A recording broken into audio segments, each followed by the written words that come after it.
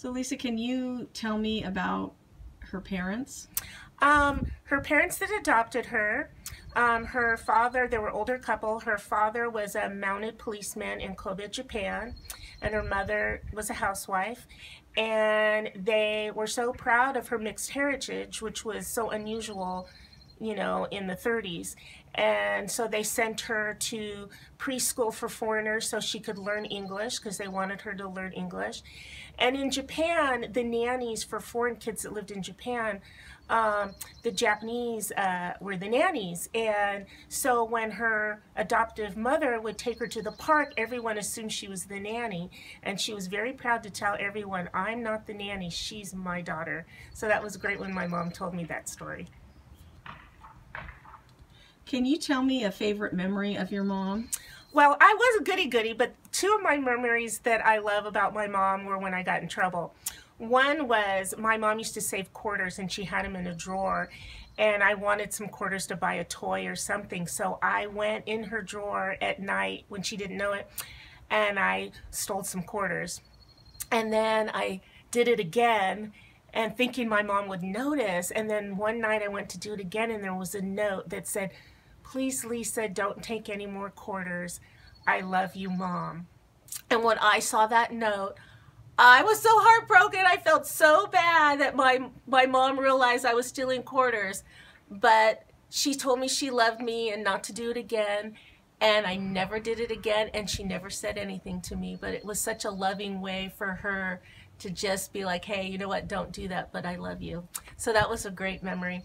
And another memory I have was one time I got caught in a lie. It wasn't a big lie, but I knew when I was going to get home, oh, I was in so much trouble, and I was crying and freaking out that, oh my God, I disappointed my mom. And my mom said when I came up to the porch, she looked through the little peephole in the door and saw me crying, and she said inside she was laughing so hard because I already felt so bad that I got caught in a lie. So she opened the door and the screen door was locked, and she made me get on my hands and knees and beg for forgiveness like Japanese style. And so I was on my hands and knees going, I'm sorry, Mom, I'm sorry, I won't do it again. And so that was just such a funny memory because it's like, well, I don't think I ever got caught in a lie again. So Lisa, are there any positive or negative moments or memories from your mom's life that you think shaped who she became today? Definitely. I try to get a lot of stories from my mom, and she didn't go into too much detail, but she grew up during the war. So she was born in 1932 in Japan, as I said.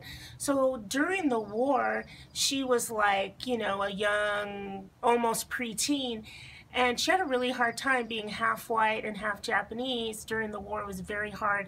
She tried to do really, really well in school to make up for the fact that she was half white, and she had a hard time. The students would throw trash on her and toilet water, and there were times where her parents had to hide her at times, and they had to run from different areas to live in temporarily when they thought someplace wasn't so safe.